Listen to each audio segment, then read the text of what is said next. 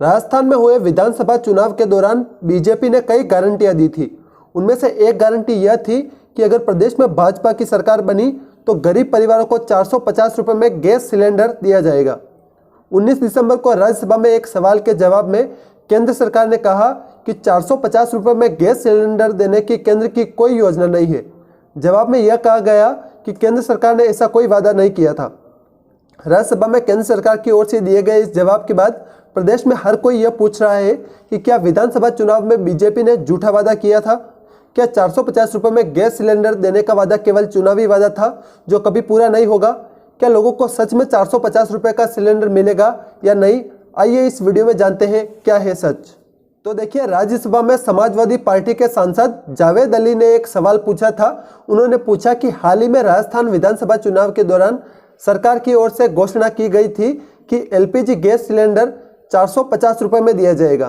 क्या सरकार यूपी सहित पूरे देश में भी 450 रुपये में एलपीजी गैस सिलेंडर देने का विचार रखती है? यदि हाँ तो कब तक, और नहीं तो क्यों नहीं? इस प्रश्न का जवाब देते हुए पेट्रोलियम एवं प्राकृतिक गैस विभाग के राज्य मंत्री रामेश्वर तेली ने कहा कि केंद्र सरकार ने ऐसा कोई वादा नहीं किया था और न ही ऐसी कोई योजना है। जवाब के दौरान यह कहा गया कि केंद्र सरकार ने 30 अगस्त 2023 को एलपीजी सिलेंडर पर 200 रुपये की कमी की थी। भारत सरकार 2022-23 और 23-24 में भी 12 सिलेंडरों की रिफिलिंग पर प्रति सिलेंडर 200 रुपये की सब्सिडी दे रही है।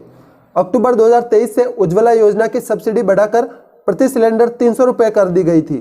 दिल्ली में प्रधानमंत्री उज्ज्वला योजना में 14.2 किलो के एक सिलेंडर की कीमत सब्सिडी के बाद 603 रुपये है।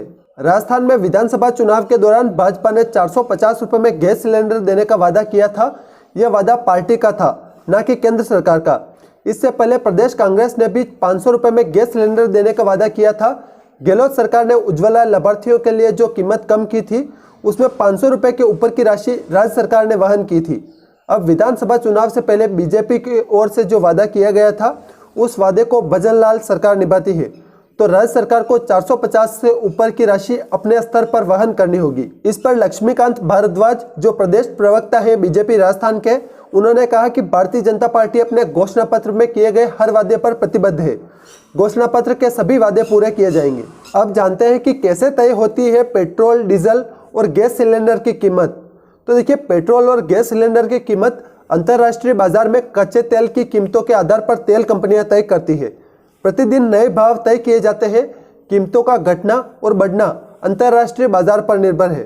तेल कंपनियों की ओर से कीमत निर्धारित करने के बाद उसमें केंद्र सरकार के टैक्स जोड़े जाते हैं, जिनमें उत्पाद शुल्क और उपकर शामिल है। बाद में राज्य सरकारें अलग अलग राज्यों में लगने वाला वेट, वैल्यू एडेड टैक्स भी जोड़ा जाता है। अगर केंद्र या राज्य सरकार कीमत कम करती है तो कम की गई राशि सरकार को वहन करनी पड़ती है। I hope you like this video. Thank you.